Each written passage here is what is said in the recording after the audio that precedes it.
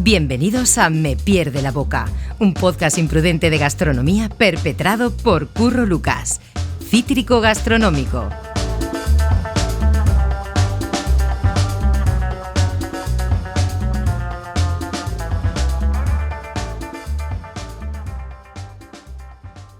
Hoy nos acompaña Amancio Landín, que lleva años moviendo por el mundo contenedores llenos de almendras, pistachos, anacardos y otros frutos secos. Es International Operation Manager en Tioga Trading, una empresa con base en España, pero con tentáculos en California, Irán o Vietnam. Vamos, que si un día se bloquea el canal de Suez, como ya pasó en una ocasión, a él le duele. Además de trader y a veces también broker de frutos secos, ha sido consultor de internacionalización, formador in company, profesor de posgrado y ponente en diferentes congresos. Y lo más importante, sabe perfectamente cuándo un pistacho está bien pagado y cuándo te lo están colando. Amancio, bienvenido a Me Pierdo la Boca. Muchas gracias. ¿Y a ti te pierde la boca o el margen comercial? A ver, en las dos vertientes de Me Pierde la Boca, la primera, que es que te metas en jardines por la boca, yo creo que como la juventud es una cosa que con la edad se va curando. Y por el lado de vicio, la comida sí me pierde la boca. Y de hecho, diría que a día de hoy es mi único vicio. A mí no se me ha curado ninguna de las dos cosas con la edad y somos de la misma generación. Eso es verdad. Bueno, tú realmente no vendes almendras, ni pistachos, ni frutos secos. Tú los mueves por el mundo como si fueran armas o bitcoins, ¿no? Algo así. Bueno, el tema es que nosotros nuestra actividad es brokering, ¿vale? Y un broker de frutos secos, la diferencia que tiene con un trader es que el trader toma la posición, es decir, es propietario de la mercancía. Pero en nuestro sector, la unidad de compra, que en este caso es mayorista, es una unidad muy cara. Y el margen, a pesar de lo que se pueda creer, los márgenes son muy estrechos. Entonces, el riesgo es muy alto. Entonces, los traders, pues normalmente tienen ya unos clientes o juegan con unos cierta seguridad, que hasta el punto que puede, porque en el negocio internacional, pues nada es seguro, como en cualquier tipo de trading. Pero la función del broker en este tema es que como no existe un mercado regulado, aunque sean casi commodity, que quiere decir que es un producto que lo compres donde lo compres, es igual, ¿no?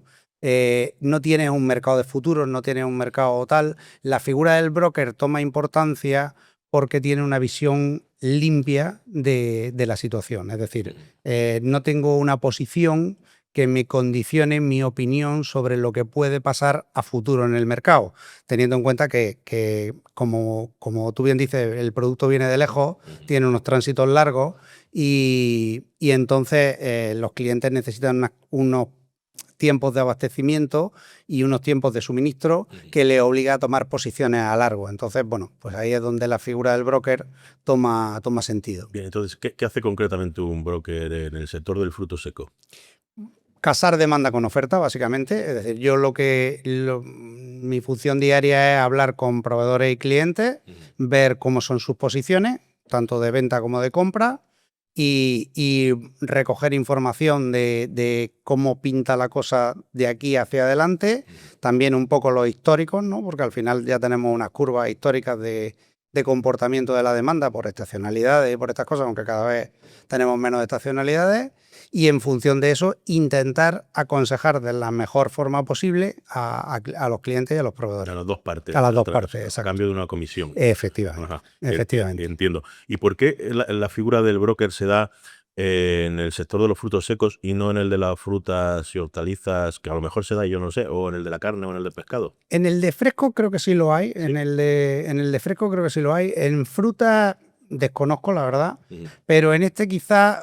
Mira, aquí pasa, por ejemplo, una cosa. Es decir, nosotros nos movemos en el sector mayorista, que al final es el escalón previo a la distribución, ¿no? A la distribución, que es lo que nos llega a casa vía el supermercado. Entonces, ¿qué pasa? Que normalmente los compradores no trabajan una referencia, sino que trabajan muchas referencias. Y es muy difícil seguir a diario todos los mercados a la vez, ¿no? Entonces, muchas veces esos compradores entran y salen a comprar en distintos momentos del año y mientras tanto van pasando cosas. Mientras que nosotros, que estamos todos los días con un número limitado de referencias, pues nos es mucho más fácil seguir lo que está pasando en el mercado, aparte que estamos muy especializados. Para que te hagas una idea, Nosotros el 90% de nuestro volumen es almendra. Lo que pasa es que cuando decimos almendra es almendra y todos sus derivados, que son muchos. Que son muchos. Mucho. Ahora hablaremos de eso. Pero ¿cómo acaba alguien dedicándose a ser broker de almendras? Pues por rebote. No, pues te hago un poquillo, para no irme hasta el Big Bang, básicamente yo me marché a estudiar a Madrid. Allí acabé ciencias empresariales, con especialidad en marketing, empecé en el mundo de publicidad. Ya en el mundo de publicidad tuve algunos contactos con el tema de alimentación, que siempre me ha llamado bastante la atención. Pero bueno, volví a Almería en el año 2007 y claro, en el 2007 en verano se empezó a torcer la cosa en serio y los que nos dedicábamos a la publicidad pues lo empezamos a pasar muy mal. Y encima pues solo se me ocurrió otra feliz idea que montar mi propia agencia entre el 2008 y 2009 y aprendí muy bien cómo quebrar una empresa muy rápido y fue una lección muy buena. Fracasa rápido, fracasa barato, a ser posible, ¿no? En este caso no fue barato, efectivamente, no fue barato especialmente, pero fue un buen máster, tengo que decirte, fue un buen máster. Y pues me tocó reinventarme básicamente. Me derivé por arrastre de algunos de esos clientes que teníamos en el tema de publicidad, me derivé hacia el comercio internacional porque además, como la cosa en España estaba muy complicada, la gente intentaba abrirse a mercados exteriores y de casualidad, pues de repente salió una oferta para frutos secos a la que yo llegué sin tener la más remota idea de qué iba a ir el tema. Yo pensaba pues, poco menos que iba a estar vendiendo bolsitas para distribución o panadería o yo qué sé, o algo así, pero y no, nada que ver. ¿No? ¿Pero sí tenía formación en comercio internacional o eso ya sí, ya lo... A ver, al arrastre. Igual que cuando me metí a ser mi propio empresario, me di cuenta que necesitaba un MBA. Cuando me vi metido en el mundo del comercio internacional, de repente es un mundo lleno de siglas, de contratos, de historias, en el que si no... Como en todo, si no manejas el vocabulario o no manejas el código, estás muerto, ¿no? Y pues me vi forzado a formarme sobre la marcha. Y entonces si no estoy equivocado, en el 12-13, me parece fue, en el 12-13, hice un máster de comercio internacional, de operaciones internacionales, y a partir de ahí ya vino el tema rodado. Y desde entonces 10 años metido en el tema. Que se dice pronto. Vale, ¿por qué los frutos secos en general tienen ese precio por kilo? A ver, el fruto seco tiene un tema.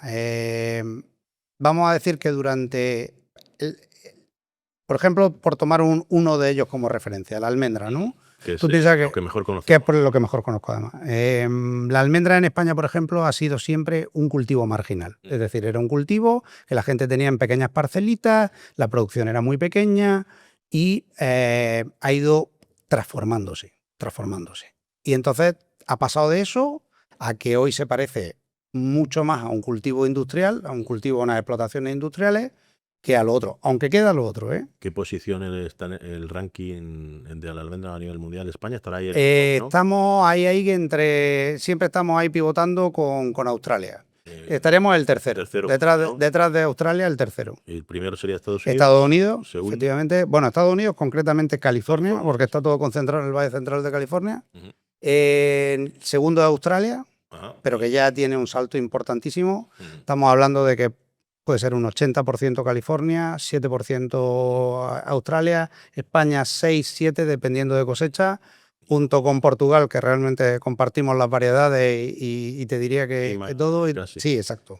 Y aparte son nuestros vecinos naturales, ¿no? Y luego pues tienes ya el resto del mundo, ¿no? Que tienes Italia con una pequeña cantidad, tienes Túnez, tienes Turquía, tienes Grecia, pero ya son cantidades mucho más pequeñas. ¿No se ha metido China todavía? Gracias a Dios no tiene el clima adecuado. Vale. Bueno, y te he desviado yo, he sido yo culpable, pero te he preguntado por las razones del precio del... Bueno, lo que te quiero decir es que realmente ahí ha habido, yo creo que un trabajo muy importante de una asociación que es el International Nut Council, que es el Congreso Mundial de Frutos Secos, que tiene base además aquí en España. Lo fundaron un grupo de personas, entre ellos el fundador de Borges, don Antonio Pont, y otra serie de personas, y se ha hecho un trabajo importante de dar a conocer los frutos secos. Y digamos que llevamos muchos años en que la demanda ha ido esperando a la oferta, Ujú. ¿vale? Entonces, digamos que siempre ha habido, por épocas, ¿no? Pero generalmente ha habido tensión en la demanda. Entonces, cuando hay tensión en la demanda, pues los precios son altos. Luego, aparte, los costes de cultivo Ujú. son importantes. Y luego, pues es un cultivo que tiene sus peculiaridades, sus dificultades, su historia. Ujú. Y bueno, pues la unidad es con un precio hacia el campo alta, para entendernos. Y luego, pues conforme se le va dando valor añadido, se van haciendo procesos con ellos, pues va escalando más todavía, ¿no? Ujú. Vale, y hay mucha oscilación a lo largo del tiempo y cuando hablo de oscilaciones son arriba y abajo de los precios, y si es así, ¿por qué? En general, normalmente en condiciones normales, cuando las cosas fluyen y los frutos secos están en un precio razonable, las oscilaciones no suelen ser grandes. No suelen ser grandes. Pero hay determinados momentos de la campaña o de determinados momentos que, o bien por tensión de demanda o bien por tensión en la oferta, sí se producen variaciones. ¿Qué pasa? Pues que al final hablamos de cultivo y hay fenómenos exógenos que no controlamos. Entonces, digamos que tú tienes, cuando en una zona, pues por X motivo, hay fenómenos adversos y hay una previsión de cosecha baja, pues la cosa se pone tensa y se suele tensar mucho el mercado. Y cuando, por el contrario, por cualquier motivo, la demanda se resiente, o bien porque hay una sobreoferta, porque ha habido un salto de cosecha importante, que en algunos momentos se ha producido, o después de una escasez ha venido una cosecha importante y tal, pues los precios tienden a patinar y entonces se generan momentos difíciles. Sí. Y a lo largo del año me imagino que hay momentos de demanda, imagino que la Navidad será Tradicionalmente sí, por todo el tema de los mercados navideños y todos los productos relacionados con pastelería navideña y tal, sí. Pero digamos que cada vez tenemos menos estacionalidad. O sea, piensa que al final también tenemos un consumo muy importante relacionado con el Ramadán, porque además como son alimentos de alto valor calórico, y ya sabes que en el Ramadán hacen ayuno durante todo el día y por la noche cuando... para romper el ayuno. Exacto. Y entonces, al final, además se ha convertido en una demanda global. Es decir, ya tenemos consumo en los 5 continentes. Hombre, evidentemente... Hablamos siempre de productos que van a estar en países con una demanda dependiendo del poder adquisitivo, porque hace falta, pues no son baratos en general, pero ya tienes consumo en los 5 continentes. Y la industria de la transformación, que también será un gran consumidor de frutos secos. Efectivamente. De hecho, yo te diría que, aunque no hay un dato exacto, pero aproximadamente, por ejemplo, la almendra, el 70% se consume en forma de ingrediente y el 30% aproximadamente en snack. Ajá, vale.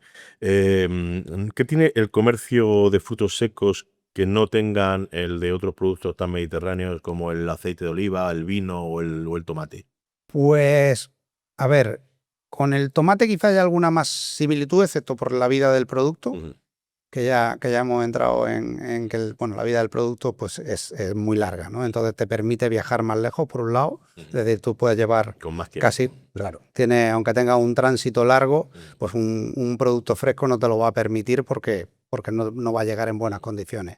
Y por otro lado, con respecto a esos otros que sí son más duraderos o más estables una vez que están transformados, como el vino o el aceite, yo creo que la gran diferencia es que no se transporta materia prima. Es decir, no sueles transportar uva lejos, ni transportas aceituna. Quiero decir, aceituna para producir aceite no te la llevas lejos. Aquí sí te llevas la materia prima muy lejos. Aunque también llevas transformado, pero hay una cantidad muy importante de materia prima en movimiento. Entiendo. Vale. ¿Y cuántas veces al año te toca hablar con alguien que esté en California, en Irán, en Vietnam, a diario? Bueno, en California a diario. Bueno, a diario. California a diario. De hecho, hacemos coincidir una hora del día a propósito, porque tenemos una diferencia horaria importante de 9 horas. Aparte que José Luis, propietario de Tioga, mantiene relaciones muy estables con California y pues mínimo va 2-3 veces al año. Yo estoy yendo más o menos una vez al año. En diciembre que hay un evento importante, que es la conferencia de la almendra, que es uno de los eventos más importantes de la almendra. Y ya te digo, y luego pues con otros orígenes pues también hablamos, dependiendo de las necesidades, pero sí, y bueno, y luego hacia el otro lado, digamos que esto sería cadena de suministro, hacia abastecer a la demanda, pues también a diario estamos hablando con... Pues el horario de trabajo se tiene que adaptar a los usos horarios de diferentes partes del planeta, ¿no? O sea, Efectivamente. tu horario es extensivo. Amplio, es amplio, es amplio. Entiendo. Pero bueno, también tiene momentos, como esto también tiene, como tú decías, momentos más picos y momentos más valles, pues también hay épocas que estamos un poco más tranquilos y hay otras épocas que estamos más... entonces se va compensando. Vale. Y oye, ¿y es verdad que hay barcos cargados de almendras, anacardos, otros frutos secos, flotando durante semanas en alta mar, esperando la oportunidad para descargar en un puerto? A ver, los tránsitos son largos, pero como tal, si te refieres a barcos que estén esperando un sitio de destino, normalmente no, porque suelen ser tráficos regulares, es decir, suele ser por contenedor. Y entonces digamos que tú ahí es como el que coge un avión, ¿no? Que va de tal a tal punto y va a llegar de tal a tal día. El transporte suele ser en barco precisamente porque el producto no caduca y no hay prisa, ¿no? En principio, a ver, hay momentos del año que si tienes previsión de que va a hacer mucho calor en la ruta, pues puedes tirar de contenedor refrigerado. Los famosos reefer, que son especialmente caros, pero normalmente en condiciones un producto que está, vamos a decir, recién descascarado, porque la cáscara en general no se transporta, ¿vale? Porque digamos que los rendimientos son bajos, excepto nuez y algunos otros, y el pistacho evidentemente sí va con cáscara, otras veces va mondado.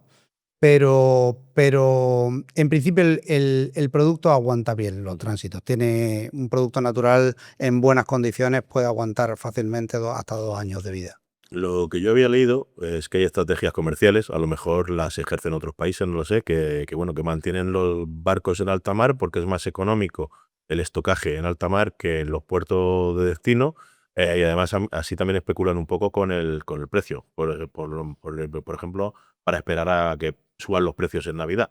Hombre, mi experiencia es que eso se da más en comercio internacional en lo que se llama navegación vagabunda, que se conoce como navegación Trump, pero son barcos dedicados completos de algo, ¿no? Como tipo café y tal.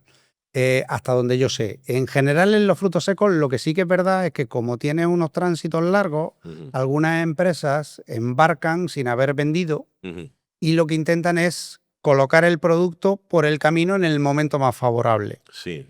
¿Vale? Pero incluso jugar un poco a parecerse al just in time, intentando tener stock cero, mientras que viene flotando, ¿no? Y colocarlo mientras que viene flotando. Sí, con lo cual la sensación hacia el comprador es que llega mucho más rápido. Pues también. Bueno, porque normalmente lo están negociando y a lo mejor el barco está a 5 días de llegar al puerto, ¿no? Pero sí, pero los tránsitos son largos, ¿eh? Para que te haga una idea, un California son 40-45 días de navegación. ¿California hasta dónde? California a Valencia, por ejemplo, son unos 40 días de navegación. Por el estrecho del canal de Panamá. Por el canal de Panamá. Canal de Panamá. Sí. También hay Rail Tramp, que es decir, cruza la otra costa por tren y lo embarcan en la otra costa, pero al final lo comido por lo servido, por los tiempos y por los cambios logísticos. Sí, carece también. Sí, pero bueno, hay momentos puntuales que por circunstancias, pues compensa. O porque haya huelga en un puerto, o porque cualquier historia de estas, ¿no? Sí, que joder, que la red geoestratégica del transporte también se las trae, ¿no? Hay que conocer, ¿tú la tienes que conocer bien en tu día a día? Nosotros tenemos que estar muy al día de fletes, de la situación más o menos de cómo está fluyendo el tema, de si está habiendo mucha congestión o poca congestión en algún punto. Efectivamente, antes has nombrado lo del canal de Suez, pues trastorna Ten en cuenta que ahora mismo, por ejemplo, y esto ya es pura logística, esto tiene poco que ver con los frutos secos, pero bueno, sí con el transporte internacional. Cada vez se utilizan barcos más grandes. Intentan concentrar También por un tema de emisiones y tal, pues los barcos más modernos, más grandes, cumplen mejor con la normativa de emisiones y todo esto. Y de hecho, bueno, han sacado muchos de circulación para adaptarlos y ha habido momentos de estos de tensión. Bueno, pero con eso los barcos grandes también creo que hay una talla para barcos que van a pasar por el canal de Suez y una talla para barcos que van a pasar por el de Panamá. Porque aprovechan Creo que el sí, aprovechan creo que el sí, milímetro creo que sí. para- No estoy 100%, pero sí. De todas maneras, ahora mismo ya hay me parece que los de última generación, los que llaman los triple E, son capaces de llevar hasta 18.000 contenedores, que es una auténtica barbaridad. O sea, tardan en una descarga total de contenedores, se tardan 3 días de operación completa en puerto, ¿no? En rotar toda la carga. Y de hecho, pues así funciona. Luego ya barcos más chiquititos, estos tocan, digamos, los puertos principales y ya luego barcos más pequeños son los que distribuyen caboteando a puertos secundarios, vamos a llamarle, ¿no? Entiendo. Oye, ¿y cuál es? No sé si hay en este negocio del fruto seco alguna parte sucia o retorcida, algo que no se suele contar, pero que sepáis los que os dedicáis a esto. Pues, mira, en la Unión Europea, poco. Mm. Yo, mira, y además ahí sí me gusta a mí romper una lanza a favor de la Unión Europea, porque creo que hay una cosa que está muy bien hecha en la Unión Europea, que es, primero, que todas las aduanas son una. Es decir, da igual que tú metas un producto por Valencia, que por Rotterdam, que por tal, tiene los mismos aranceles y tiene las mismas condiciones. Es decir, las reglas de juego son las mismas en todos los países. Todos los países, zona TAC, ¿no? Territorio de aduanero común. Eso por un lado. Y luego, por otro lado, el tema de la normativa europea de trazabilidad, de seguridad alimentaria y de tal, descarta mucha posibilidad de zona de sol y sombra. Y de hecho, el sistema de alertas tempranas y todo esto, yo creo que es una de las cosas que está francamente bien hecha en la Unión Europea. De hecho, somos, yo te diría que más papistas que el Papa en ese sentido, porque, por ejemplo, por decirte algo, una cosa muy común en los frutos secos es el tema de control de aflatoxina. Pues, por ejemplo, nuestra normativa es mucho más estricta que la de Estados Unidos, bastante más estricta. De hecho, creo que es la mitad, lo que es el límite máximo.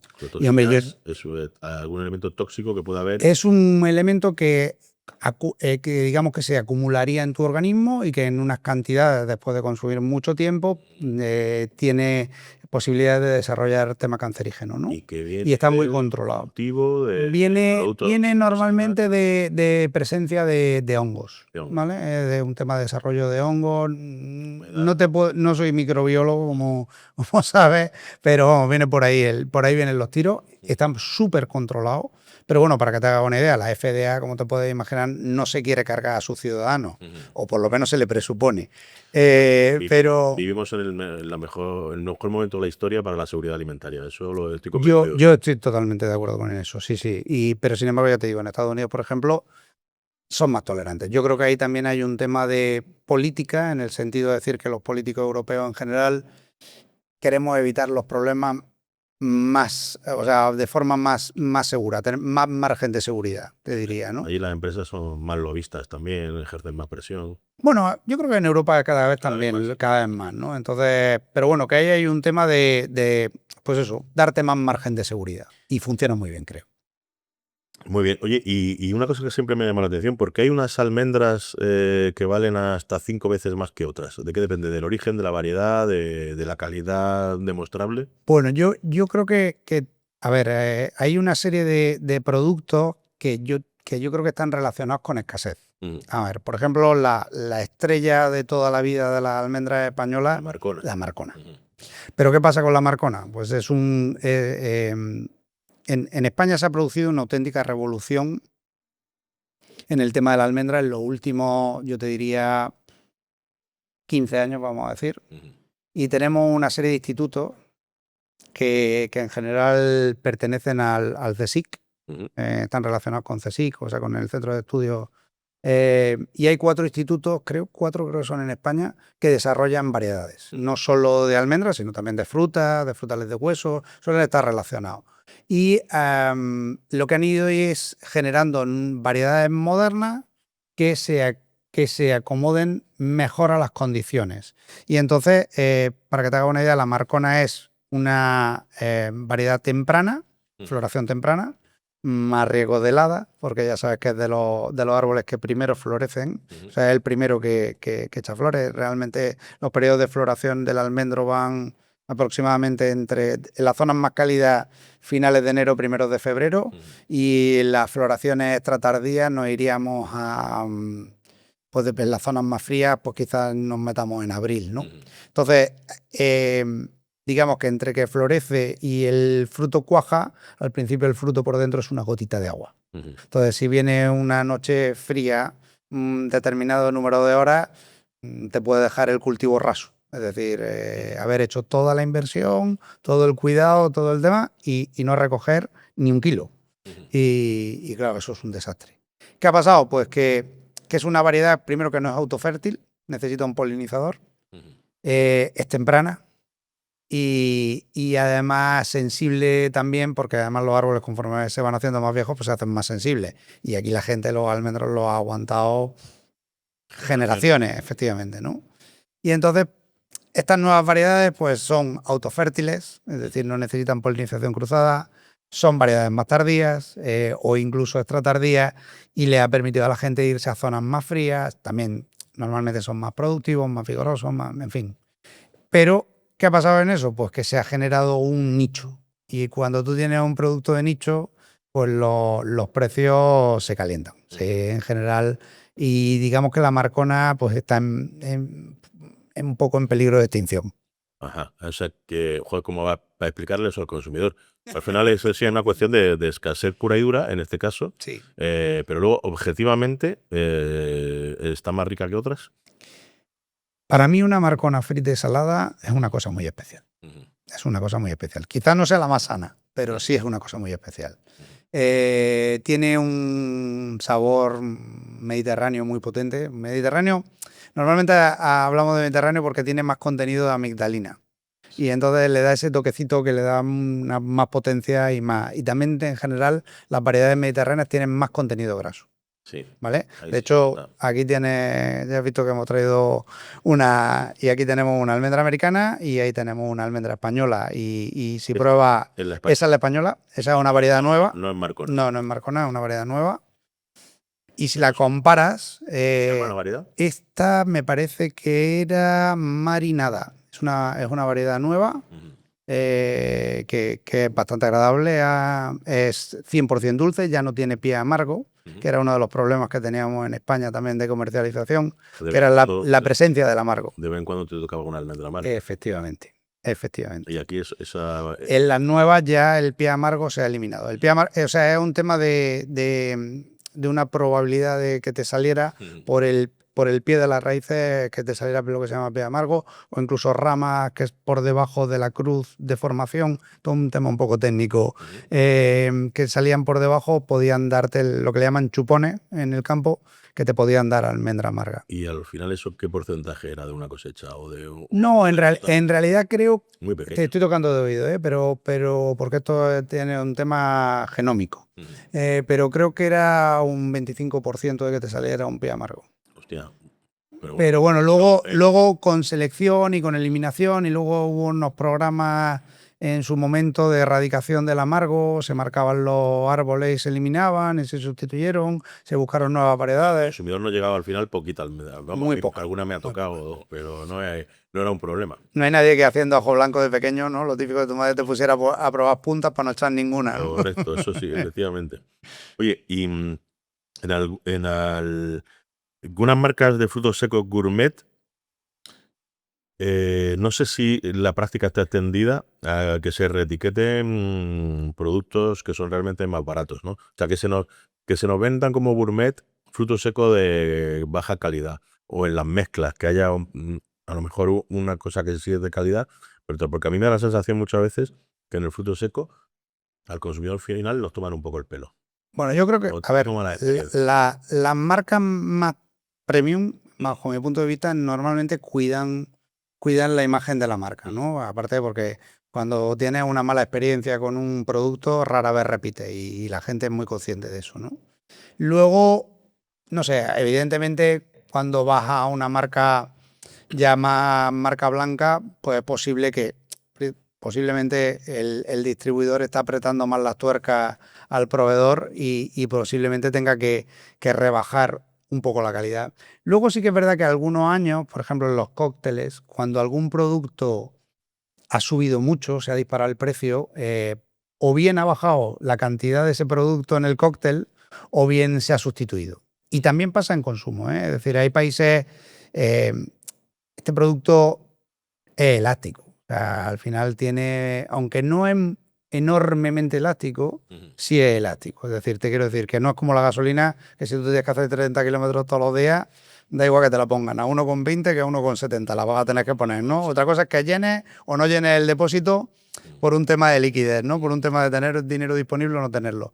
Pero sí que es verdad que en algunos momentos, pues incluso a nivel de países, se ha notado que han cambiado los consumos, es decir, que se han ido a productos más baratos. Y, por ejemplo, recientemente no en el COVID, que digamos que en el COVID el comportamiento a nivel alimentario en general fue muy bueno para la industria de la alimentación, pues porque todo el mundo estaba en casa y cuando no tienes nada mejor que hacer, comes.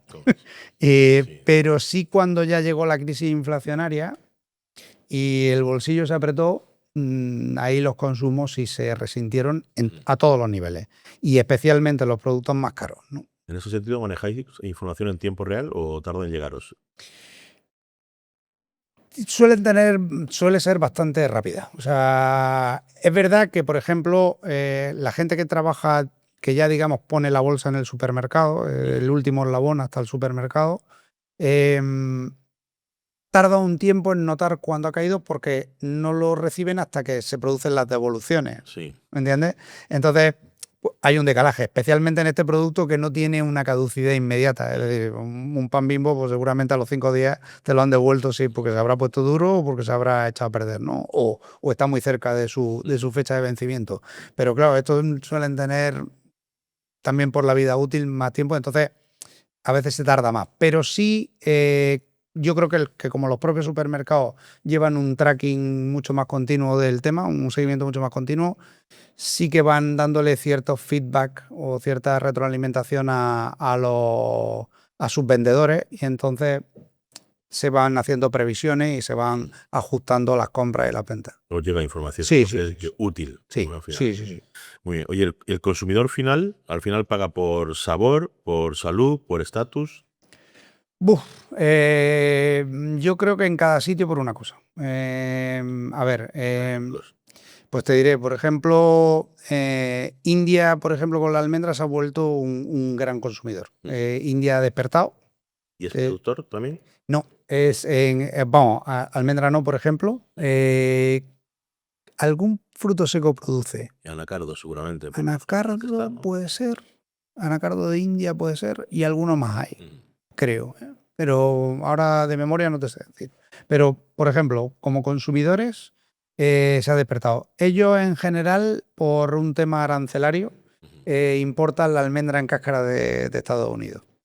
Y tienen un sistema allí, digamos, de partido manual. La cáscara americana es cáscara blanda, se abre a mano casi. Es un sistema distinto de partido al nuestro, que es cáscara dura, y los rendimientos son inversos. Es decir, tú tienes aproximadamente un 30% de rendimiento de grano en la española, media. En la antigua menos y en la moderna un poco más.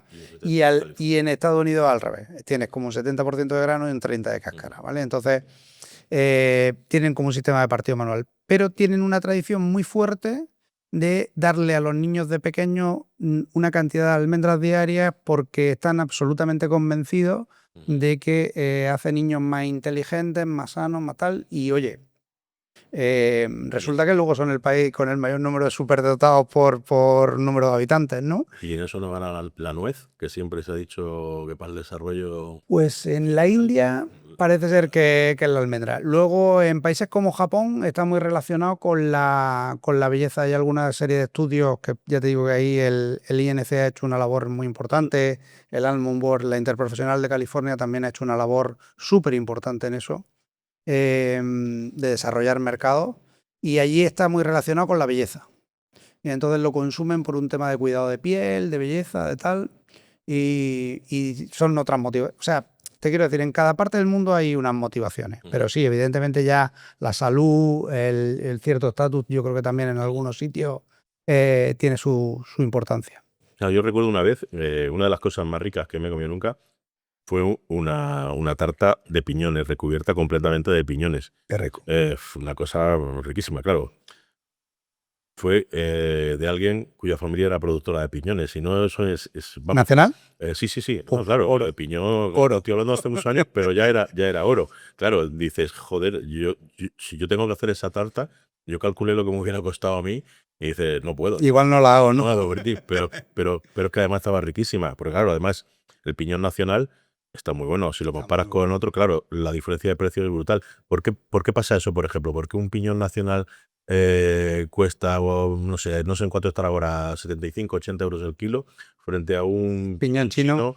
que cuesta 10 veces menos? Bueno, normalmente creo, vamos, yo hace mucho tiempo que no en algún momento he movido piñón, en cantidades pequeñas, pero vamos, porque no.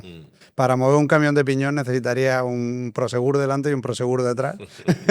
Pero vamos, yo creo que a nivel mayorista hubo un momento que se movía el piñón español en torno a 50 euros kilo, que es una cantidad muy importante. Tú piensas que en un palé de 1000 kilos, pues, en fin, 3 palés, una vivienda, ¿no? y por hacerte una comparativa, pues a lo mejor en algún momento un camión de almendra puede estar en lo mismo que 3 palés de piñones. Entonces, más o menos, ¿no? Pues claro, es un producto muy sensible, pero yo creo que responde sobre todo a la disponibilidad de ese producto. Es decir, a tener en cuenta que la cantidad, la cosecha española, no sé qué volumen tendrá, pero debe ser casi imposible comprar un camión completo. No por no tener el dinero, que además, pero sobre todo porque no creo que haya nadie que sea capaz de comprometerse a vendértelo, ¿no?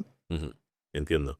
Y luego también, ¿y por qué el chino no tiene el mismo precio? ¿Por cuestión de calidad? Yo me imagino que, bueno, el sabor es verdad que se le nota, ¿eh? Se le Yo nota, sí. probándolo, yo no soy experto en piñón, ni mucho menos. Sí que tengo clientes que compran piñón para elaborados industriales, te quiero decir, de productos de pastelería con piñón. Y algunos muy premium lo hacen con piñón español, y evidentemente pues, tiene un precio premium. Y otros lo hacen con piñón chino, pues porque es un tema de granel, ¿no? Pero que aún así tiene una imputación importante de precio. Bueno, yo te digo porque soy muy aficionado al pesto genovés y se nota muchísimo la diferencia. Claro. Y merece la pena gastarse un poco más en el nacional. Pones menos cantidad y ya ganas bastante, de todas formas. Bueno, ¿hay algún tipo de burbuja en el sector de los frutos secos que pueda pincharse próximamente? A ver, de momento el tema yo diría que sopla de cola. Es decir, sí que es verdad que hubo en el año 2015, uno de esos momentos, veníamos arrastrando unos años de sequía en California y hubo un momento que se hizo un pico de precio, importante. De hecho, los precios en canal mayorista, y te hablo de las calidades, digamos, los grados inferiores de calidad, se estaban moviendo en el entorno de 9 euros kilo. Eso hacia atrás, hacia el agricultor, son unos precios espectaculares. El ¿no? mayorista. Te hablo en canal mayorista, sí, por camión completo o por contenedor completo. Te hablo de producto para luego ser procesado, ¿no? O sea, un grado que luego se va a mejorar. Por supuesto, si hablamos ya de productos repelados y tal, pues el salto es importante, ¿no? O procesado, o eco, o tal, pues el salto era muy importante. Y en ese momento se produce que además yo creo que en cierta parte coincide con momentos de otros cultivos muy bajos, con muy bajo rendimiento, y entonces en lugares donde había agua disponible, porque al final el cultivo del almendro o de los frutos secos en general no requiere tanta agua como otros cultivos, hubo una transición importante. O sea, para que te hagas una idea, en España ahora mismo rondamos las 120 pico mil hectáreas en regadío. No todas ellas están todavía en producción, pero sí estamos en ese rango. Y realmente hace no tanto, pues la cantidad era, pues yo te diría que casi 10 veces inferior. Y entonces tú dirías que ese subidón de la almendra que coincide con la sequía de California es el mayor experimentado en el sector del fruto seco en los últimos años, ¿o hay algún otro ejemplo?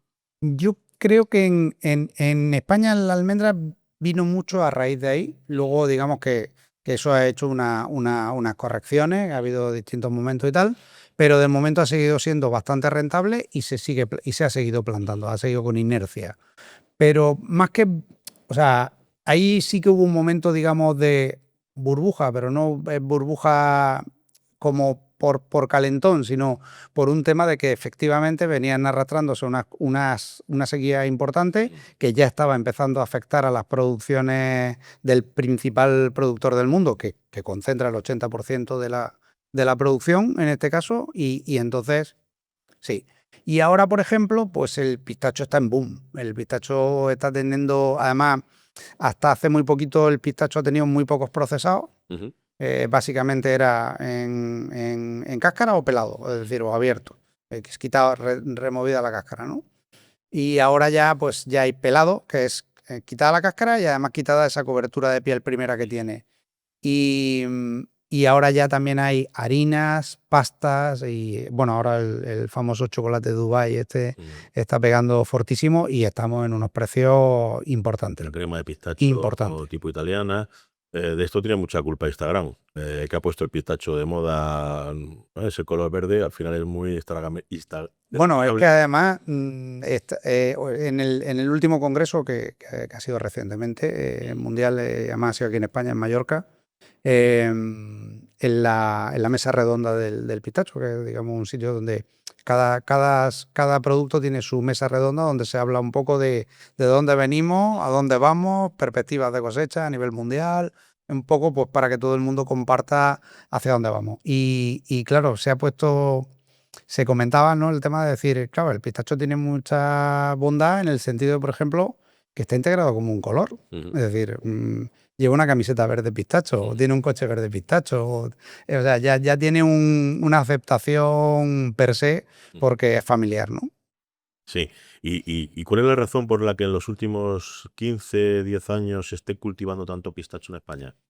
Bueno, primero porque hay una serie de zonas que son aptas, aunque es un cultivo mucho más delicado que otros frutos secos, porque además tarda bastante en arrancar. Desde que lo plantas, pues en secano tarda del entorno de 10 años en empezar a producir. Sí, 10 años que tienes que hay estar... que esperar, sí. No solo esperar, sino no solo esperar, sino ir echándole gasolina, como tú bien dices, todos los tratamientos, en fin, tiene un coste, aparte el propio árbol per se, pues plantar un número de hectáreas pues tiene un coste importante, ¿no? Y luego el retorno vendrá, pero claro, si partes de un punto de que tienes que darle un decalaje de 10 años en que vas a estar poniendo dinero hasta esperar a ver cómo son las cosechas y que luego cuando arranque no te toque un ciclo malo de precios ni de condiciones atmosféricas o de lo que sea, ¿no? Pero entiendo que si se está cultivando tanto, es o bien porque las condiciones en España son óptimas en algún sitio de En España. algunos sitios hay muy buenas condiciones. Es decir, es un árbol que tiene una floración posterior al almendro, necesita más horas de frío que el almendro. Ujú. Y luego necesita también el momento del cuaje que sea cálido, ¿no? Pero bueno, en ese sentido, y muy poca humedad. Eso sí que es verdad que es muy sensible a la humedad, ¿no? Es un árbol con un fruto muy sensible a la humedad.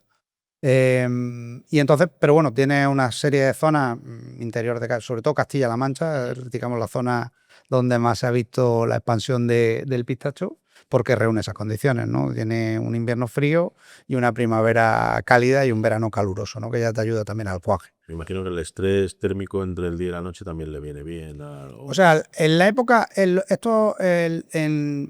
yo del que más conozco es del almendro porque es el que más piso, ¿no? El que más tal. Pero vamos, que en general lo que sé es que tienen como, digamos, hablando coloquialmente, un contador interno de número de horas de frío, que lo que hace es que mantiene el árbol como en una hibernación. Para la savia, digamos que se queda vegetativamente muerto, entre comillas, ¿no? Y que cuando llega ese calor lo que hace es que coja fuerza y que sea capaz de sacar todos esos frutos y luego las hojas y hacer todo el proceso vegetativo hasta la recolección, ¿no? Y luego ya vuelve a tirar la hoja y vuelve a irse a la fase durmiente cuando llega el frío. Muy bien. Y volviendo al pistacho, si se tarda 10 años en recoger el fruto, la apuesta, eso sí que de broker, ¿no? Es hacer la apuesta a 10 años de que el mercado va a ir bien, de que la demanda va a estar estable o va a ir a más. Bueno, mira, de momento en España estamos en torno, me parece que ahora mismo estamos en torno a las 70 y pico mil, 80.000 hectáreas plantadas, Es nada, ¿vale? me imagino, a nivel Bueno, mundial. a nivel mundial no es mucho, evidentemente, pero es que además, si tienes en cuenta este decalaje que te he dicho de años, pues realmente a día de hoy, y según lo que vimos en este último congreso, la cosecha española ronda las 4.000 toneladas. También ínfimo, Es ¿no? muy poquito. Estamos hablando de 4 millones de kilos de pistacho, que para uno solo es mucho, pero a nivel, te quiero decir, es también muy difícil conseguir, por ejemplo, hoy en día comprar por camiones completos pistacho español es muy complicado. Entonces, de momento mantiene un mercado nicho y ese mercado nicho le permite un precio muy atractivo. Muy bien. ¿El que plantea ahora pistacho llega tarde o todavía no se sabe, no? Pues yo no sabría qué decirte, pero bueno, desde luego tiene que ser alguien con dinero y paciencia. Eso ya de punto de partida y un terreno adecuado. Y nietos, ¿no? Y nietos, nietos. Me decía, Le llaman el cultivo de tus nietos, ¿no? O el árbol de tus nietos. muy bien. No sé si es una práctica que sigue existiendo. ¿Se siguen vendiendo como mediterráneos productos que vienen de Vietnam, China o de cualquier otro sitio? Como te decía, en Europa yo creo que hay mucho control. Sí. Es decir, no te digo que no exista el contrabando en algunos puntos del mundo. De hecho, por ejemplo, por decirte algo, yo sé que hay fronteras permeables en determinados países, es decir, que hay un cierto contrabando informal, pero es una cantidad muy pequeña, yo Bueno, creo. es que el control puede estar bien. O sea, a nivel hacer las cosas desde el punto de vista de las instituciones que vigilan, puede estar todo bien hecho. Pero yo he visto que muchas de esas marcas auspiciadas por diputaciones provinciales en Andalucía, por ejemplo, que venden productos como locales, si uno se lee atentamente y con una lupa las etiquetas, ve que el producto de base viene de fuera de la Unión Europea. No te hablo de frutos secos en particular. Vale, sí, es lo que Es sea. decir, que al final hay o un engaño al consumidor o un autoengaño de las instituciones, en el que viniendo el producto de fuera se etiqueta con una marca de kilómetro cero, ¿no? Bueno, yo en general en el de frutos secos, que es el que conozco más de cerca, el origen suele estar bastante bien identificado, bien definido, sí. Sí. Bueno, también pasa que el origen hace marca también, ojo, ¿no? Claro, es que, a ver, es que luego hay una cosa que nos pasa mucho, que es el tema, porque se tiende a hablar mucho de la calidad, ¿no? Y a mí me pasa con esto que bajo mi punto de vista y por la experiencia que tengo en esto, es que la calidad en cada sitio es una cosa. Es decir, para nosotros un aceite de altísima calidad es un aceite verde, potente, claro, amargo, exacto. picante, da Pero leche claro, o un guiso. si se lo da a un alemán, yo creo que te lo carga. O sea, o un americano que quiere un aguachirri y si puede ser estropeado, que diríamos nosotros, ¿no? Con algo metido dentro. Pero bueno, que son alternativas, oye, tan válido como cualquier otra cosa. Para ellos a lo mejor la calidad es que esté en tiempo y en forma y en precio disponible allí. Y aquí, pues, por ejemplo, por decirte algo en el mercado en el que yo estoy más familiarizado, hay un tema que son las propiedades mecánicas para la industrialización. Y entonces, por ejemplo, la almendra española es una asignatura que tiene pendiente. Mecaniza peor que la almendra americana. ¿En qué sentido? La merma. Tiene una mayor merma en piel y en general cuando la repelas abre más. Y ese abierto, ese partido, se pasa a trozo y tiene un demérito importante a nivel industrial. Entonces, pues... Y luego tenemos otra cosa, somos deficitarios. Es decir, a nivel Europa hay un consumo aproximado, por ejemplo, en almendra de unas 500.000 toneladas.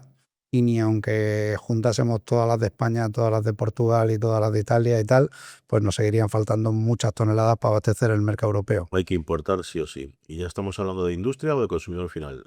Ambas. Bueno, yo te hablo de consumo en conjunto, ahí está todo junto, pero somos deficitarios. Lo miremos por donde lo miremos, somos deficitarios. Comemos más almendras de las que cultivamos. De las que sí, de momento por lo menos sí. Y pistachos también, todo. y nuez también, y Avellana y todo. en todo, sí. Bueno, somos entonces un gran consumidor de frutos secos. Somos un gran consumidor de frutos secos. Muy bien. En el sector o como ciudadanos, ¿cuál es la mayor mentira que nos estamos tragando en relación a los frutos secos? Yo creo, a ver, yo te diría que en esto, más que mentira del producto en sí, yo lo que sí veo, por ejemplo, es que en la era de Internet, lo decía alguien hace no mucho, ¿no? Que estamos en la época en que tenemos toda la información al alcance de la mano, ¿no? La inteligencia artificial, podemos contrastar información y sin embargo es el momento en que más terraplanistas tenemos. O sea, que es como muy contradictorio, ¿no? Tenerlo en el dispositivo en la mano que podrías contrastar cualquier información y sin embargo hay convenciones de terraplanistas y creo que ya ahora hay una tendencia que va un paso más allá que es terrahuequista, que es que no es que sea plana, que es hueca. Es la última, que yo pienso que lo que es hueco es los que van a la convención, pero bueno. Pero me refiero a que hay una serie de corrientes generadas por pseudo expertos y creo que en temas de nutrición, alimentación han florecido como los champiñones, efectivamente, y se escuchan cosas que dan un poco de miedo. Un ejemplo. Pues, hombre, ha habido casos de gente que por ejemplo, un adulto, pues que tome una decisión sobre su alimentación me parece fenomenal. Pero claro, cuando además tienes unos hijos y, por ejemplo, has decidido sustituir la leche materna o de vaca por leche vegetal y ha generado problemas, incluso creo que ha habido casos con fallecimientos de bebés porque no han tenido lo que necesitaban, ¿no? Correcto. Entonces, yo creo que por ahí es donde está lo más peligroso. También a veces vengo escuchando alguna vez que nuestros productos, lo que nosotros metemos en industria, lleva unos controles muy exhaustivos y se invierte una cantidad de dinero espectacular en, perdóname, en analítica, en control y además lo que te decía, el sistema de alerta funciona fenomenal. Y de repente te encuentras gente diciéndote, no, cómpralo en tal sitio y tal, que tú dices, macho, ese sitio no tiene ningún control. O sea, yo no me fiaría. O sea, mira, el supermercado será bueno o será malo, o podrá tener su tal o su cual, pero es verdad que tenemos un producto bueno, seguro, asequible y en la puerta de tu casa, ¿no? Y siempre de proximidad. O sea, que yo creo en eso realizan una buena labor. Y sin embargo, aunque todos tendemos a favorecer el consumo de proximidad y tal, hay veces que ahí no está tan clara la trazabilidad y tal, y ojito, ¿no? O sea, bien, pero en sitios que tengan muy claro esto, porque no es broma, ¿no? O sea, no es un tema de broma. Una salmonelosis es un tema muy serio que te puede mandar a un hospital. Y puede estar en un fruto seco. Podría estarlo. Podría estarlo en un tomate, bueno, normalmente está relacionado con un tema, con temas de higiene, ¿no? Sí. Pero ya te digo, a nivel industrial es tal dolor de cabeza para un industrial tener un problema de esto. Tú ponte que en un lote salta una alerta, solo el picking, recogerlo de un lote grande, de todos los puntos donde lo has distribuido, aunque solo sea por egoísmo económico, lo vas a intentar evitar a toda costa. Y además hay unos controles muy, muy severos. De verdad, muy, muy, muy severo. ¿Te han intentado alguna vez colar un contenedor con productos en mal estado? No es fácil, en general, porque, digamos, tienes recursos para medirlo. Pero sí que, estando trabajando en una empresa, mandaron un contenedor tarado al kilo lleno de piedras. Lleno de piedras. O sea, tarado exactamente al peso, pero lo que venía era una estafa, eran piedras. Sí. ¿Eso compensa al final? Bueno, en este caso era un producto de bajo valor. No quiero recordar que era cacahuete, creo. ¿Compensa hacer la trampa? Bueno, yo entiendo que ahí sí estamos hablando de... Bueno, no recuerdo exacto el origen, pero no era... Y luego, bueno, ahí hubo, digamos, un relajamiento en el celo debido, en la trazabilidad y en el origen y vamos, anecdótico. Llegó un contenedor de piedra y creo que cuando fueron a reclamar al proveedor ya no existía el proveedor. No. Claro, entonces Pero bueno. sí fue rentable. Pero bueno, que al final, afortunadamente, era un producto de bajo valor, ¿no? Eso era jugando con los tránsitos largos, efectivamente. Efectivamente. Muy bien. Orígenes, y bueno, que hasta que no abra el contenedor, pues un poco ciego. Y has mencionado el cacahuete, que en el mundo de los frutos secos es un infiltrado, como la Totalmente, como las piedras, ¿no? totalmente, un infiltrado. Sí, en realidad es una leguminosa, pero está ahí metida. Y bueno, siempre está lo de la broma, ¿no? Lo de si el cacahuete lo echa a la piscina, sigue siendo fruto seco o no, y tal. Pero bueno. Muy bien. Oye, y no sé qué porcentaje del sector trabaja con la etiqueta ecológica, producto ecológico. A ver, ha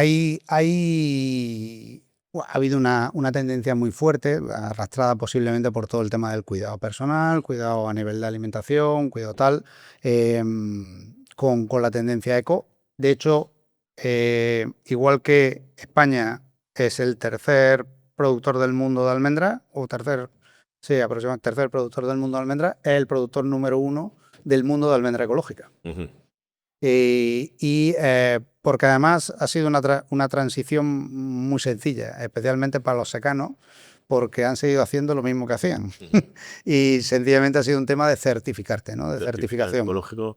Claro, porque yo no soy muy fan del ecológico porque creo que no el sector, pero primero sí el consumidor de ecológico se cuenta muchas mentiras a sí mismo, pero ya no sé si tú crees que el consumidor ecológico está mejor informado o simplemente están pagando más por un relato.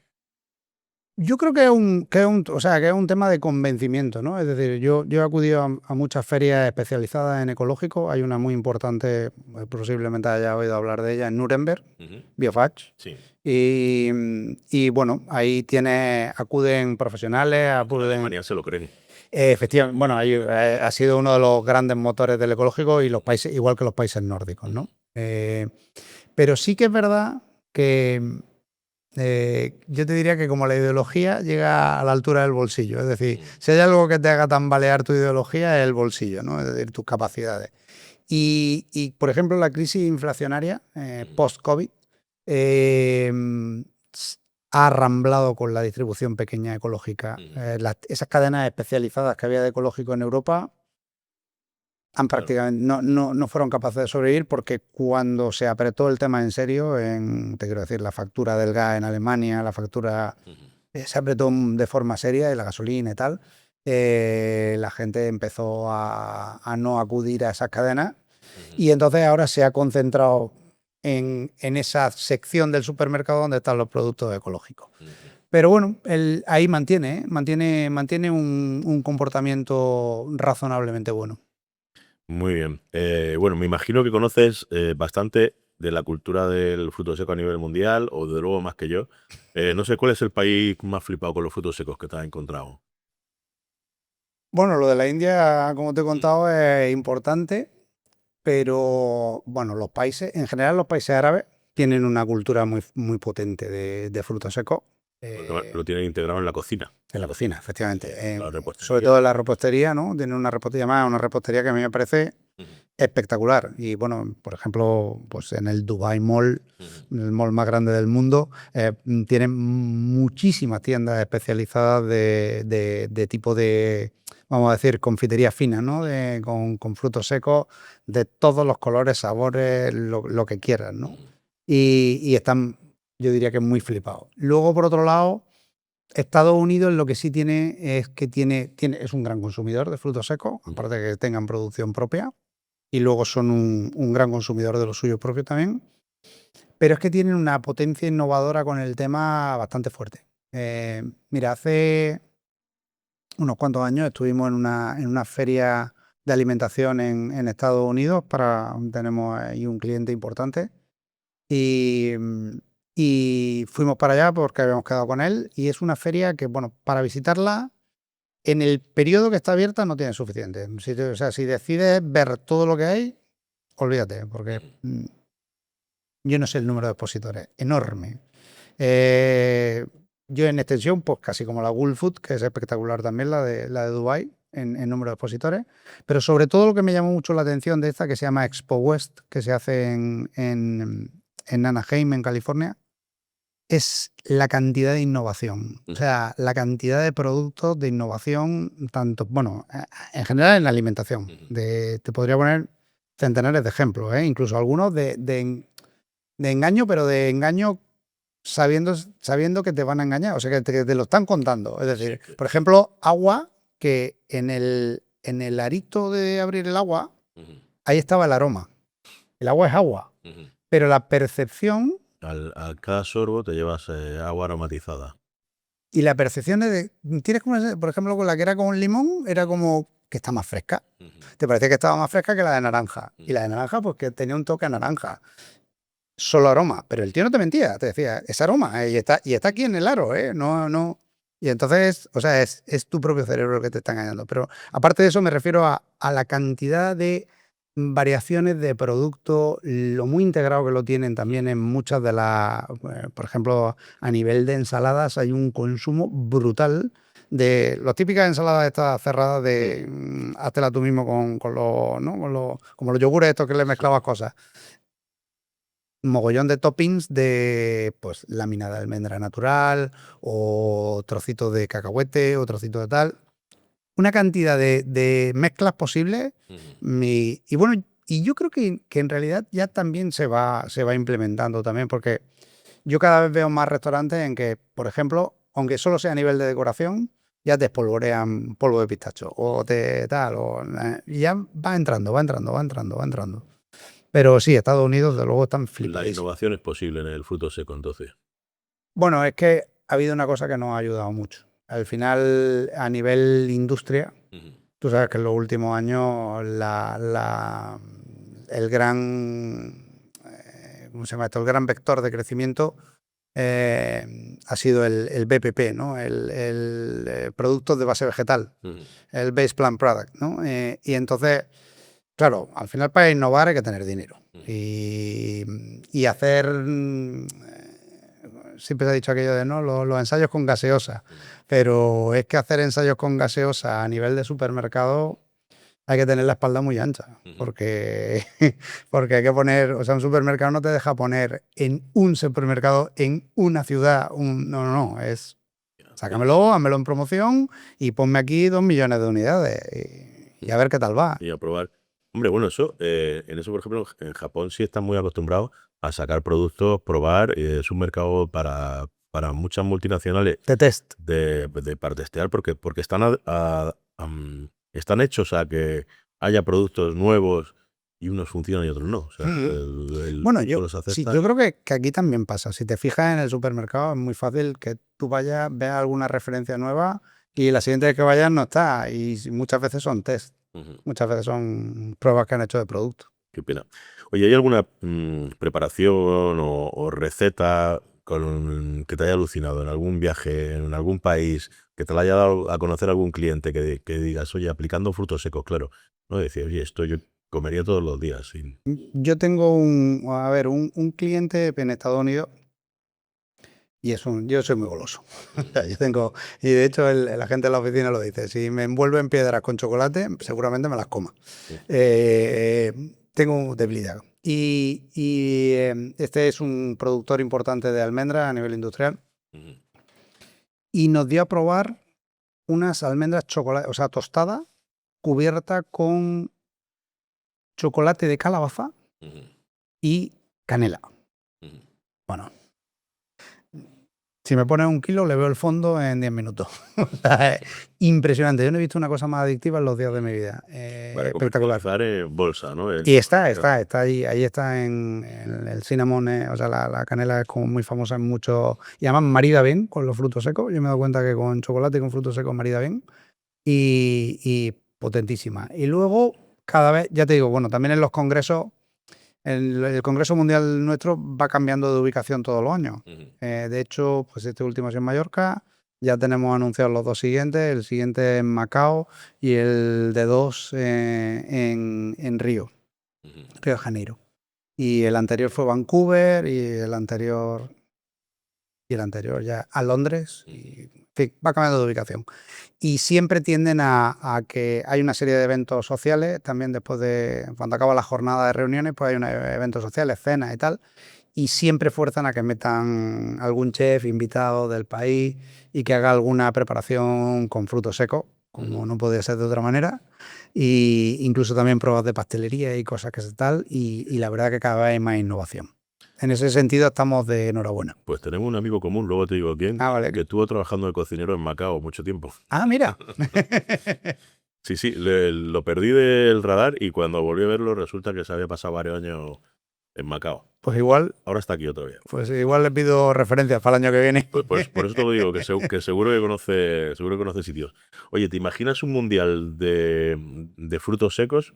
Que no hay muchos, pero no sé si hay frutos secos que no conocemos en el mercado español, pero ¿te imaginas un mundial de frutos secos? ¿Quién ganaría? O sea, ¿quién tiene más talento natural para ganar? A ver, la almendra es un poco la estrella y siempre ha sido un poco el director de orquesta porque ha sido quizás la que más pronto ha tenido muchas aplicaciones. Y te quiero decir, desde... Aquí, porque si te vas a Turquía, el pistacho está integrado en un montón de cosas. Bueno, sí, no, pero te quiero decir, a nivel global, incluso, mira, si hablamos de producciones, para que te hagas una idea, Bueno, sí, y consumo, el líder, y claro. consumo, el fruto seco número 1 del mundo consumido es la almendra, seguido del anacardo, seguido de la nuez, y luego ya vienen los pistachos, las avellanas, las pecanas, y ya, pero claro, el salto ya, por ejemplo, de pistacho a avellana es la mitad.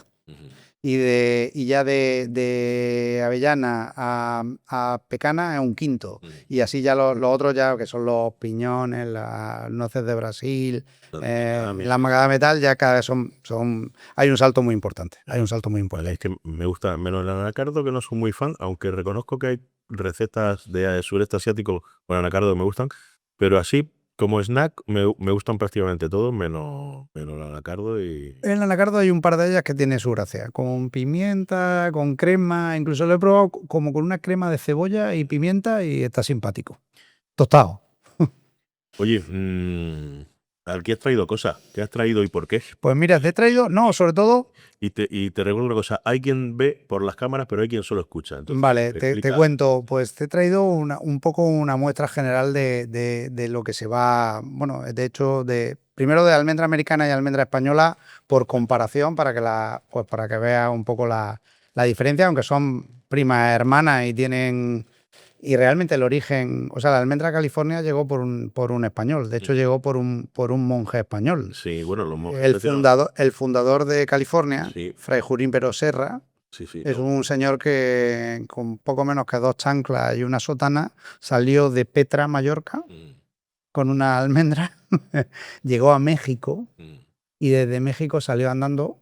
No estamos hablando de la época actual, no había caminos ni carreteras, y fue fundando misiones, y por eso también en California los nombres son muy españoles. San Diego, San Antonio, San Francisco, todo eso eran misiones que este señor fue fundando y llevó la almendra. Lo que pasa es que la almendra luego... No sé si fue el mismo que llevó la vid, que también fue un monje español, a California. No lo sé, pero sí que es verdad que hay una región vitivinícola muy importante en California. Y, bueno, aparte, todo el Valle Central es que es una zona con un clima excepcionalmente bueno para cultivar, y hay de todo. Hay tomate, hay productos frescos, hay anuales, hay de todo. Pero vamos, la almendra en concreto, la americana, la notarás que quizás sea como que cruje más. Está normalmente un poco más baja de humedad, pero tiene un poquito menos de sabor. Para mi gusto, aunque está dulce, le notarás que a lo mejor no tiene ese toque mediterráneo que yo te decía de la amigdalina. Sí. Menos grasa. Menos grasa, eso. Menos retrogusto también, pero es verdad que está un poquito más crujiente en textura. Entonces, por ejemplo, para algunas cosas, ese contenido graso favorece. Y es lo que nos da un mercado importante. Aparte que hay países que están acostumbrados a este sabor más que a este. Están buenas las dos, ¿eh? Están muy buenas. A mí se me ocurren cosas con ambas. Pero a mí me llama la atención esa bolsa verde que has traído. Mira. Hay que traer. Pues esto es el pistacho, que como está muy de moda, ahora, por ejemplo, este es pistacho americano, uno de los grandes productores mundiales. Bueno, en California, en el Valle Central de California, se produce la mayoría del pistacho, creo, por no decirte que todo. Y luego, además, aún así, dentro hay un jugador muy, muy importante que concentra una parte muy importante también. Y esto, por ejemplo, es una nueva formulaciones que van haciendo nuevas, que van ensayando, y este, por ejemplo, es con picante, con jalapeño. Pues pica. ¿Y eso no está en nuestro mercado ahora mismo? ¿O? Pues encuentras cosas parecidas, pero, por ejemplo, yo creo que este está más orientado para mercados donde el picante le hace gracia especialmente. Pero yo creo que está simpático. No sé si te gusta, pero sí se le nota un toquecito. Sí, está picante. Está picantito. Pues, por ejemplo, para bares, yo creo que funcionaría bien porque te va a incitar a ir bebiendo acompañándolo, ¿no? Pero esto, por ejemplo, como le pegas tú mismo un viaje con guindilla en polvo similar, le da un salteado o un paso por el horno. Pues seguramente consiga funciona. un resultado parecido. Pero está bueno y pica, ¿eh? O sea, Tan bueno, tan gracioso. Sí. Luego te he traído aplicación, por ejemplo, esto es una aplicación de bastón de almendra, es decir, es una almendra procesada, que por ejemplo esto es lo que tienes en los helados, famoso almendrado. El topping de... Este es el topping que vas a tener debajo del chocolate. Eso está tostadito y entra muy bien. Y por ejemplo, te digo una cosa, estos son muestras y a veces me llegan muestras a la oficina y lo que aprovecho de esas muestras es que me las llevo a casa y, por ejemplo, para ensalada, aunque no le da un gran sabor... Esto no me convence, ¿eh? ¿No te convence demasiado? Bueno. No sé si es que a lo mejor está... También te digo... no sé si el gusto al final tiene algo como... Me suena un pelín a humedad, no lo sé. Está sequillo, ¿eh? No, quizá también Pues, después del picante, claro. Es verdad. El anacardo, pues anacardo tostado sin más. Pero vamos, que tiene gran infinidad. Ahora hay infinidad de aplicaciones. Y la verdad que vive en muy buen momento porque tiene también una cosa muy buena. El tema de en el entre horas se ha puesto también muy de moda llevártelo. Porque sano, saciante. Exacto, ¿no? Saciante, aguantas bien el entre horas. Y luego, a ver, gracias a Dios también, porque en parte han perdido esa fama de que engordan una barbaridad. Hombre, como todo, ¿no? Como si lo comes con moderación, pues no pasa nada. Efectivamente. Sí, bueno, el fruto seco con temas de obesidad siempre ha estado contraindicado. Pero es verdad que es muy saciante. En el fondo, bien utilizado puede ser bueno. ¿Ves? En el anacardo es que o lo integro en una... En algo o no te hace gracia del todo. No me hace... Bueno, no, tampoco es por el que yo me mato, ¿eh? Yo... una almendra buena, frita y salada. Sí, bueno. Y si ahí me tienes, ¿no? Si la haces en casa, mejor todavía, ¿no? Todavía. Y ya esto último, ¿esto qué es? Que viene pues esto es el postre. Rojo este es el postre, ¿no? Este es el mazapán alemán. Y es uno de los grandes destinatarios de nuestra almendra española. Es una industria y hacen una formulación de mazapán que lleva un toquecito de amargo. Y hay gente que no le hace gracia, pero a mí la verdad que es una combinación que me gusta mucho, porque tiene ese toquecito y a mí me parece bastante simpático. Y cobertura de chocolate. Sí. A mí me gusta, porque hemos perdido ese gusto por el amargo, que nuestros antepasados sí sabían disfrutar, y hemos infantilizado tanto el paladar, lo queremos todo dulzón, y a mí el puntito amargo sí. A mí esto me encanta. En mi casa no hay ningún fan, pero por eso cuando me lo dan, me gusta lo disfruto. Que me van a ahorcar por esto. Me gusta más que nuestro mazapán, que peca mucho de azúcar, de dulce, y a mí tanto dulce me satura. Me gusta, está bueno. A mí me gustan los dos, pero este es verdad que yo le veo una gracia especial. Nuevo fan del mazapán alemán. Mira, no es fácil encontrarlo por aquí, ¿eh? Oye, vamos a ir terminando ya, por eso no acaba el tiempo. ¿Qué le dirías a alguien que quiere montar un negocio de frutos secos hoy día? Ya sea de una industria de transformación, o un puesto callejero, o una tienda de... A ver, del sector. ¿Cuál es el futuro? Yo creo que está teniendo un muy buen momento en el sentido en general, en el consumo está respondiendo bien, está teniendo, hay mucho apoyo por detrás en el tema de estudio y tiene buenas propiedades, saludables, por ejemplo, todas las tendencias a nivel de dieta, todo lo que relaciona con los veganos, la proteína la están cogiendo por este camino. O sea, en general, yo creo que de momento tiene buen futuro. Lo que pasa es que son unos productos caros y como tanto llevan aparejados riesgos. Los márgenes no son altos porque hay una competitividad importante. Y luego, si te vas a ir al escalón primero, que es la agricultura, pues no deja de ser agricultura, ¿no? Y aunque este no tarde, por ejemplo, el almendro no tarde los 10 años que tarda el pistacho, sí tarda 3 o 4, dependiendo de las condiciones. Sí. Pues hace falta tener la espalda ancha. No, siempre hay un riesgo. Oye, y por último, no sé si hay algo que no te haya preguntado que creas que es interesante que nuestros oyentes conozcan sobre el sector del fruto seco. Hemos tocado muchísimos palos. Bueno, yo creo que sí que es verdad que quería haber dejado esa lanza a favor de la situación en Europa de control de los alimentos, que es un tema que está muy, muy controlado y que yo creo que hay que tener mucha prudencia y mandar un mensaje de cuidadito con lo que vemos, que no todo el mundo es experto en lo que te cuenta. Y con respecto a los frutos secos, pues disfrutarlos con moderación como todo y yo qué sé, a mí la verdad que me apasiona, porque además como no hay 2 años iguales, porque esto depende de factores exógenos, como te decía, pues no me aburro, la verdad que no me aburro. Cada año es una aventura nueva, ¿no? Totalmente. Muy bien. Oye, siempre le pido a los invitados que recomienden un libro, una película o algo relacionado con los temas que hemos estado hablando, que puede ser frutos secos, comercio internacional. No sé si hay algo que tengas. Pues mira, a mí California, el Valle Central de California me gusta bastante, lo disfruto mucho cada vez que voy. Además, contra el pronóstico, o sea, contra la creencia general de que es un sitio que en Estados Unidos no se come bien. En el Valle Central de California se come muy bien. Se come muy bien. ¿Influencia de México o no? Bueno, tiene unos restaurantes mexicanos espectaculares porque hay una cantidad importante de población mexicana. Pero también tiene incluso la propia carne americana criada allí en proximidad, y los restaurantes y tal. Está especial. Yo en Estados Unidos no he estado, pero suelo defender, por ejemplo, la comida inglesa, porque la gente la suele odiar. Y sí. Yo he comido cosas muy ricas en Inglaterra. Lo que pasa es que hay que buscarlas, hay que curiosear en el recetario. Exacto. Y algunos de los platos que tengo en mi memoria, en el top 10, hay un pastel de carne y albaricoques que no se me olvidará nunca, que comí en Londres.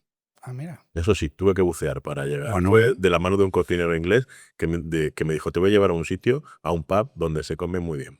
Jamás habría entrado a comer ahí. Bueno, si alguna vez vas para allá, te puedo dar un par de sitios. Mira, que yo creo que puedes disfrutar. Y luego, yo que sé que te gustan los vinos, hay algunos vinos americanos que están muy, muy simpáticos. Lo hay.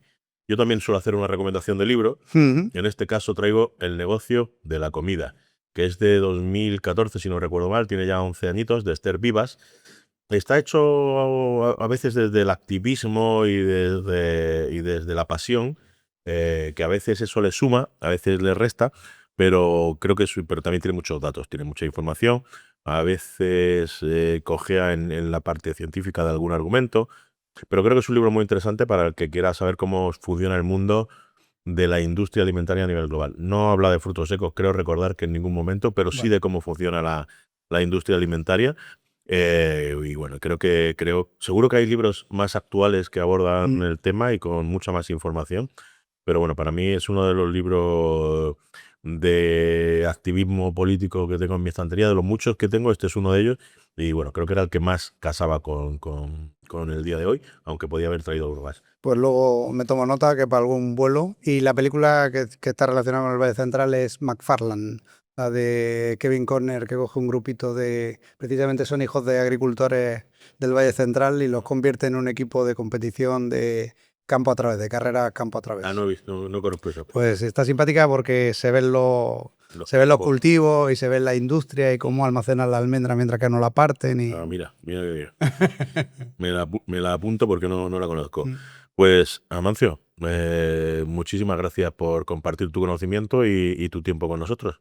Ha sido un placer. Gracias a ti por invitarme y el conocimiento pues el que es, pero no damos para más. No, ha estado muy interesante. Muchísimas gracias. Gracias a ti, Curro. Nos vemos en la siguiente edición de Me pierde la boca.